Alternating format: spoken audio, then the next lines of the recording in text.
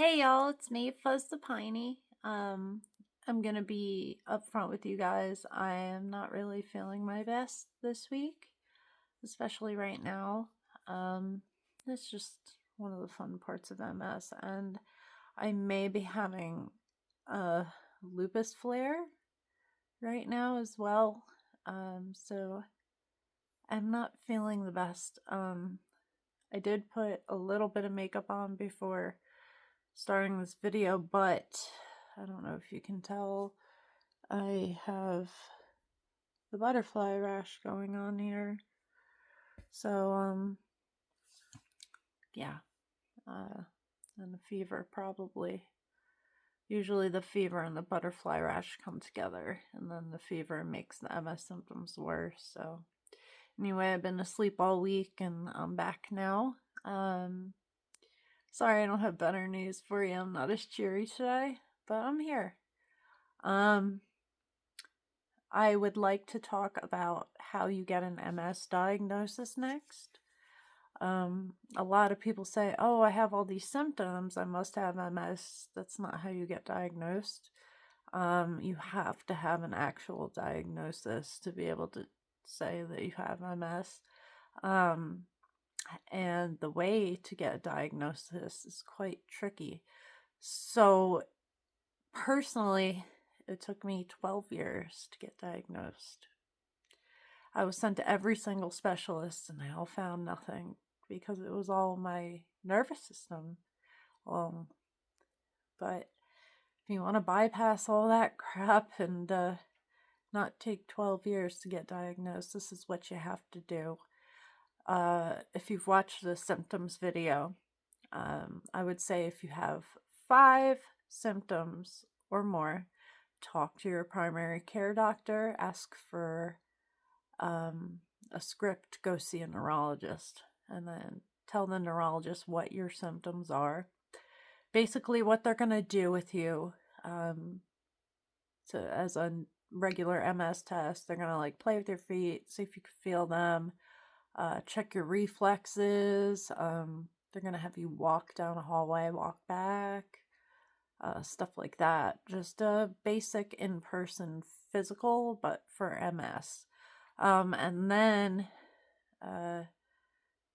after that, you're probably going to get an MRI. Now, there's so many types of MRIs. For MS, to get checked for MS, you have to have an MRI of your brain and spine, both of them, because you could have lesions on either of those two things, or both. And the MRI will show your lesions. Like, luckily, by the time I finally got an MRI, I was lit up like a Christmas tree.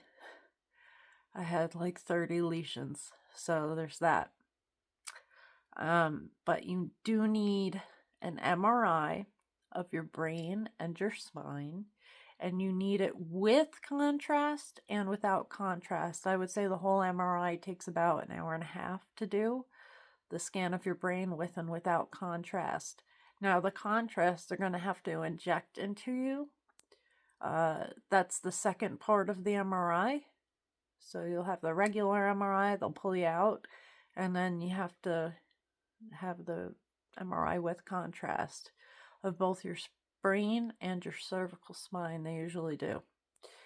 Oh, I'm sorry. I'm starting to stutter. That's an MS symptom, that breath that just happened. Sometimes I take a heavy, deep breath. I'm sorry about that. But yeah, so you have to have an MRI of both your brain and your spine with and without contrast. Otherwise, like if you don't get contrast, the results might not show it. If you only get your brain, the results might not show it. So you have to make sure you get both of those. I know like I sound like I'm out of breath. I kind of am. It's just a little hard to breathe at the moment. Anyway, so you're gonna have to get those two things done.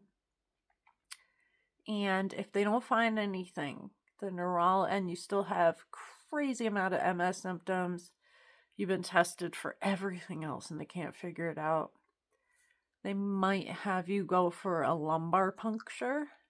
It's where you lay on a bed and they stick a needle in your spine to get your spinal fluid, and you can't move during this procedure. I heard it's awful.